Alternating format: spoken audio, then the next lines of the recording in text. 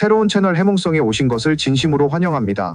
오늘은 우리가 인생에서 마주치는 다양한 관계의 굴곡과 그 안에서 겪는 아픔과 치유의 여정을 아주 솔직하고 때로는 뜨겁고 때로는 잔잔하게 풀어보려고 합니다. 여러분도 한 번쯤은 왜 나는 이 사람과 이렇게 힘든 관계를 맺고 있는 걸까? 라는 고민을 해본 적 있으실 텐데요. 파트 1. 인연의 시작과 변화하는 관계의 모습. 여러분, 인생이라는 커다란 무대 위에서 우리는 수많은 인연을 만나고 헤어집니다. 친구, 가족, 연인, 동료, 심지어는 우연히 스쳐 지나가는 사람들과의 짧은 만남까지 모두가 우리 삶에 독특한 색채와 울림을 남기죠.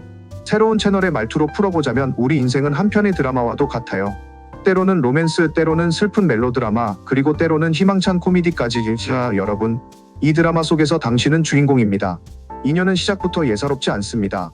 첫 만남의 설렘, 공유하는 웃음과 눈물, 그리고 예상치 못한 갈등과 오해까지 모든 순간은 우리의 내면에 생생하게 기록됩니다. 어느 한순간 깊게 믿었던 사람에게서 상처를 받거나 그 말 한마디에 마음이 무너지는 경험을 해보셨다면 여러분은 이미 인연의 복잡한 궤적을 체험한 것입니다. 파트 2. 친구와의 이야기. 함께 웃고 울며 때론 배신의 아픔도. 우리가 처음 만난 친구들과의 추억은 언제나 반짝이는 보석처럼 소중합니다. 어린 시절 놀이터에서 서로를 쫓아다니며 웃고 작은 비밀을 공유하던 기억들은 지금도 눈물겹도록 아름답죠. 하지만 시간이 지나면서 서로의 인생이 달라지고 가치관이 바뀌면서 오해와 갈등, 심지어는 배신의 상처까지 이어지는 경우가 많습니다. 예를 들어볼게요. 민지 씨와 수연 씨 두 사람은 초등학교 시절부터 항상 함께였고 중고등학교, 대학교까지 끈끈한 우정을 이어갔습니다. 서로의 고민을 나누고 어려울 때면 언제나 서로의 어깨가 되어주던 그들은 어느 날 우연히 들은 한 소문으로 인해 믿었던 우정의 뿌리에 금이 가기 시작했어요. 수연이가 뒤에서 민지에 대한 험담을 하지 않았을까? 라는 의심 한 줌이 서로를 멀어지게 했고 결국 한참의 시간이 흐른 후에도 그 상처의 흔적은 쉽게 지워지지 않았습니다. 민지 씨는 밤마다 거울을 보며 왜 이렇게 믿었던 친구에게 배신당했을까라는 질문을 스스로에게 던졌고 그 상처는 그녀의 삶 곳곳에서 자글자글 아물지 않는 자국으로 남게 되었습니다. 그런데 여러분, 여기서 중요한 건 단순히 우정을 끝내야 한다는 이야기가 아닙니다. 우리 관계의 본질은 끊임없이 변화하고 성장하는 법이 있다는 점입니다. 때로는 그 상처를 치유하기 위해 스스로를 돌아보고 그 관계를 다시 회복할 방법을 모색할 수도 있지만 또 때로는 이건 이제 과거의 일이고 앞으로 나아가자라고 결심하며 새로운 길을 선택해야 할 수도 있습니다. 이런 선택이 결코 약한 게 아니라는 점.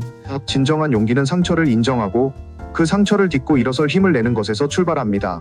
철학자 니체가 너 자신을 사랑하라라고 외친 것처럼 우리는 친구 관계 속에서 힘들 때마다 스스로의 가치를 다시 한번 되새겨야 합니다.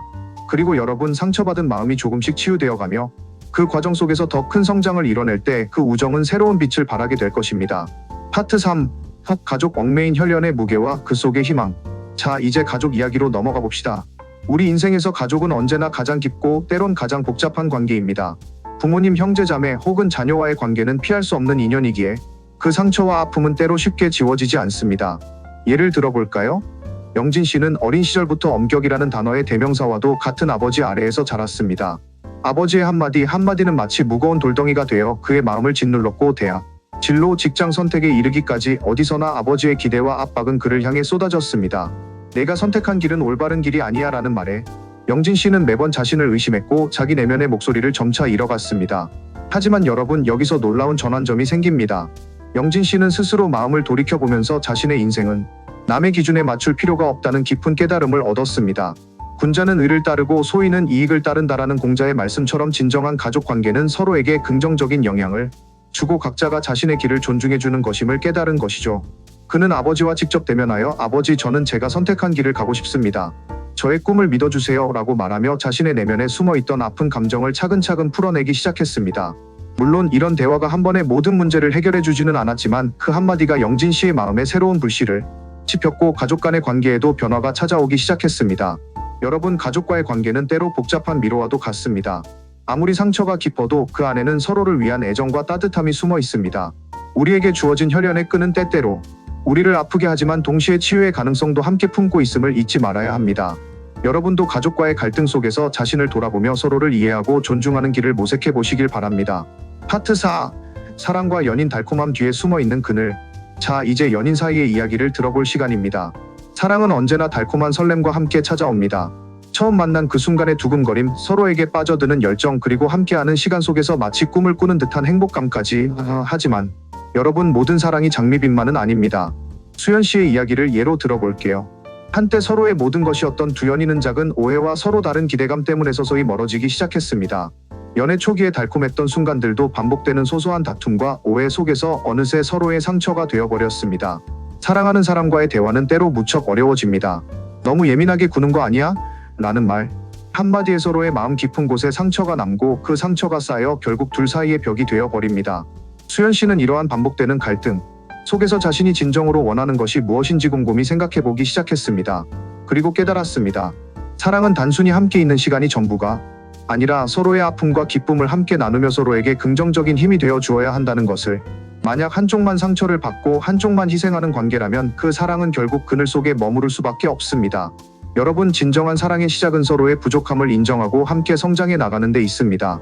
우리 모두가 네 인생을 사랑하라라는 니체의 말을 마음에 새기며 사랑 속에서 자신을 잃지 않고 자신의 행복을 먼저 챙길 수 있어야 합니다. 그렇게 하면 어쩌면 사랑은 다시 한번 달콤하게 피어날 수 있을지도 모릅니다. 파트 5. 직장과 사회 힘든 관계 속에서 나를 찾는 법. 자, 이제 여러분이 매일 발 딛는 현실의 무대, 바로 직장과 사회 속 이야기를 들어봅니다. 직장 내에서 우리는 상사, 동료, 때로는 경쟁자와의 관계 속에서 자신의 가치를 증명하고 때로는 비난과 질투, 혹은 오해 속에서 정신적으로 큰 상처를 받기도 합니다. 준혁 씨의 경우를 생각해 봅시다. 언제나 열심히 일했음에도 불구하고 그의 노력을 알아주지 않고 오히려 깎아내리던 상사의 한마디는 마치 반복되는 폭풍처럼 그의 마음을 흔들어 놓았습니다. 내가 뭐 특별한 줄 알아? 라는 그 상사의 무심한 말 한마디가 준혁 씨의 자신감을 서서히 갉아먹었고 그는 결국 자기 자신을 되돌아볼 수밖에 없는 상황에 이르렀습니다. 하지만 여러분, 여기서 포기할 순 없습니다. 준혁 씨는 자기 내면의 목소리에 귀 기울이며 진정한 자기 가치를 깨닫기 시작했습니다. 프랑스 철학자 장폴 사르트르가 말했듯이 관계는 서로 존중해야 그 의미가 있다는 믿음을 되새기며 그는 상사의 말에 맞서 스스로의 가치와 권리를 지키기 위한 당당한 결정을 내렸습니다. 동료와의 관계도 마찬가지입니다. 때론 사소한 의견 충돌이나 단순한 오해가 커다란 갈등으로 번지기도 하지만 그 속에서 자신을 지키고 서로에게 진정으로 귀 기울이는 법을 배워야 합니다. 동료와 솔직하게 대화하며 자신의 생각과 감정을 공유하는 과정에서 비로소 상호 이해와 존중이 쌓여갑니다. 또한 요즘같이 SNS와 온라인 커뮤니케이션이 일상인 시대에는 우리가 직접 만나지 않아도 서로의 말 한마디가 디지털 공간에서 큰 상처가 될 수 있음을 경계해야 합니다. 여러분, 우리 모두는 말 한마디에 마음의 문이 열리기도 하고 닫히기도 한다는 사실을 잊지 말아야 합니다. 직장에서의 힘든 하루가 끝나고 집으로 돌아가는 길에 스스로에게 오늘도 나는 잘 견뎌냈다라는 격려의 말을 건네며 자신을 치유하는 시간을 가져야 합니다. 파트 6. 소셜미디어와 온라인 세계의 현실보다 더 치열한 관계의 무대. 여러분, 이제 우리 모두가 매일 스마트폰, 화면 속에서 숨쉬는 소셜미디어와 온라인 세계의 관계 이야기를 빼놓을 수 없습니다. 여기서 마주치는 좋아요, 댓글, 공유의 숫자는 단순한 숫자 이상의 의미를 지닙니다. 우리의 자존감, 감정, 심지어 인생의 방향까지 작은 디지털 조각들이 좌우할 때가 많습니다. 예를 들어 누구나 한 번쯤 SNS에 자신의 생각을 올리고 그 반응에 따라 기분이 좌우되었던 경험이 있을 텐데요.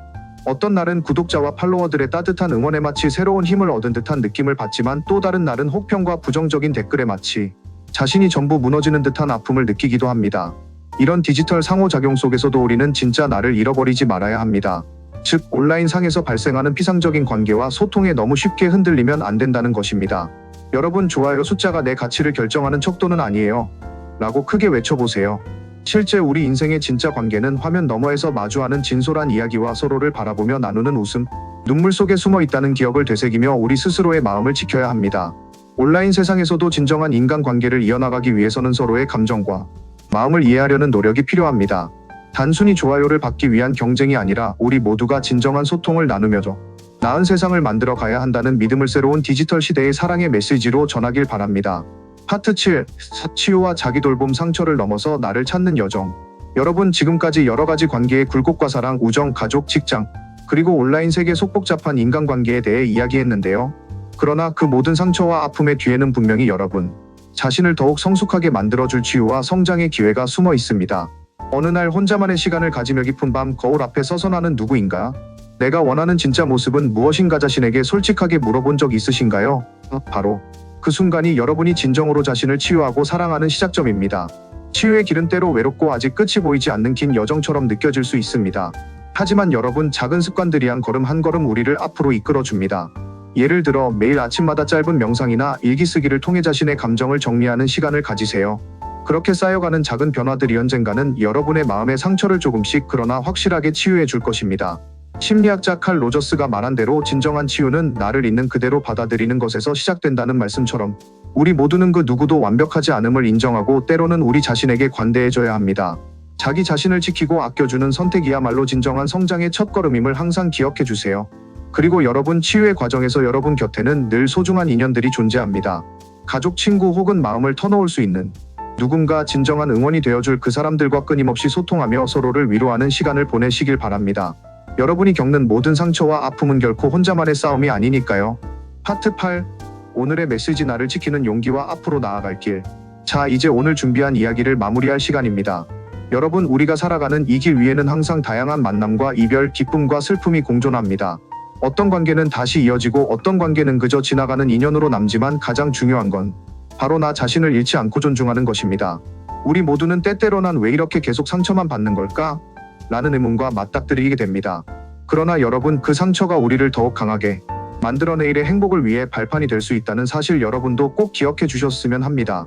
나를 위한 선택, 내 마음을 지키기 위한 용기 있는 결정은 어떤 때는 고독과 외로움으로 다가올지 모르지만 그것이 곧 우리 자신을 위한 새로운 시작임을 믿어야 합니다. 인생의 터닝포인트마다 여러분은 스스로에게 나는 내 인생의 주인공이다 라고 외치며 그 무게를 감당할 수 있는 힘을 찾아내야 합니다. 그리고 여러분, 여기서 한 가지 더 강조하고 싶은 점은 우리 관계의 회복이 항상 최선의 해답은 아니라는 것입니다. 때로는 서로를 이해하고 존중하는 것이 더 값지고 우리 스스로를 위한 올바른 선택이 될 수 있습니다. 용서한다라고 단순히 말하는 것보다는 스스로를 위해 때로는 거리를 두고 또한 자신을 단단하게 만드는 시간이 필요합니다. 어쩌면 그때 진짜 화해란 서로의 상처를 그대로 받아들이며 나은 내일을 위해 각자의 길을 걷는 것일지도 모릅니다. 마지막으로 여러분께 한 말씀 드리자면 여러분은 정말 소중한 존재입니다. 어떤 관계로 인해 힘들고 지칠 때도 결코 여러분의 빛나는 가치를 놓치지 말아야 합니다. 우리 모두는 서로에게 따뜻한 에너지와 힘이 되어줄 수 있는 존재임을 잊지 말고 매 순간 스스로를 응원해주세요. 파트 9. 결론. 우리의 인연은 곧 미래로 향하는 빛. 오늘 이 긴 여정을 함께 들어주신 여러분께 진심으로 감사드립니다. 이번 이야기를 통해 여러분은 친구, 가족, 연인, 직장 동료, 그리고 온라인 속에서의 모든 관계가 한 편의 드라마처럼 우리 각자의 인생에 다양한 색을 입히고 있다는 사실을 다시 한번 느끼셨을 거라 믿습니다. 우리 모두는 때로는 상처받고 때로는 깊은 아픔 속에서 자신을 돌아보고 그 경험을 통해 앞으로 나아갈 용기를 얻어야 합니다. 새로운 채널 해몽성의 여러분, 오늘 우리가 나눈 이 이야기가 여러분에게 작지만 소중한 위로가 되었기를 바랍니다. 앞으로도 여러분의 소중한 인연들이 새로운 빛과 에너지로 가득 차서 행복한 미래를 향해 나아갈 수 있기를 진심으로 기원합니다. 그리고 여러분, 우리가 함께 걸어가는 이 길 위에서 서로를 더욱 존중하고 자신의 감정을 지켜나가며 더 큰 꿈과 목표를 향해 한 걸음씩 나아가자고 다짐합시다. 구독, 좋아요, 댓글로 여러분의 소중한 이야기를 함께 공유해 주신다면 이 채널의 작은 에너지가 더 많은 사람들에게 전해져서 각자의 상처를 치유하는 데 도움을 줄 수 있을 것입니다. 마지막으로 여러분께 드리는 제 작은 다짐은 내일은 오늘보다 조금 더 나은 내가 되자는 것입니다. 우리 각자가 겪는 수많은 인연과 갈등, 그리고 그 속에서 피어나는 작은 기적들이 모여 더 큰 사랑과 희망의 세상을 만들어 갈 것임을 믿어 의심치 않습니다. 여러분, 오늘도 서로에게 진심 어린 따뜻함과 응원의 메시지를 전하며 끝없는 성장과 변화의 여정 속에서 자신을 믿고 한 걸음씩 나아가시길 바랍니다. 이상으로 새로운 채널 해몽성에서 전해드리는 특별한 이야기였습니다. 여러분의 마음 한켠에 조금이라도 위로와 새로운 에너지가 전해졌기를 바라며 앞으로도 다양한 이야기와 진솔한 대화로 여러분과 함께할 것을 약속드립니다. 다시 한번 진심으로 감사드리며 오늘의 이야기가 여러분의 삶의 작은 변화의 시작이 되길 기원합니다. 여러분, 항상 자신을 사랑하고 자신의 가치를 믿으세요. 감사합니다. 여러분, 이것으로 오늘의 긴 여정은 마무리됩니다. 앞으로도 여러분과 함께 더 많은 이야기와 감동을 나누기를 기대하며 우리 모두 늘 따뜻한 연결 속에 살아가길 진심으로 응원합니다.